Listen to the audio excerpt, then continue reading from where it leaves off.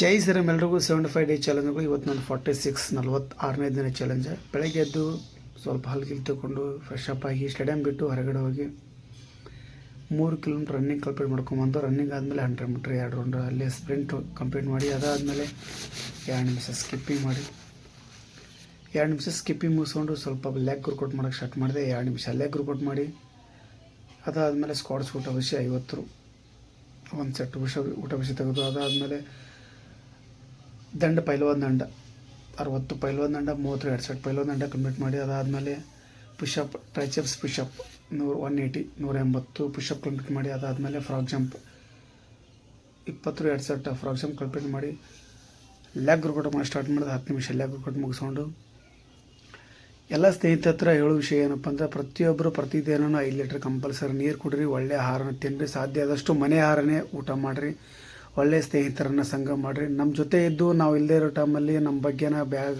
ನಮ್ಮ ಹಿಂದ್ಗಡೆ ಮಾತಾಡೋ ದೋಸ್ತಿ ಯಾವತ್ತು ಮಾಡೋಕ್ಕೆ ಹೋಗ್ಬೇಡ್ರಿ.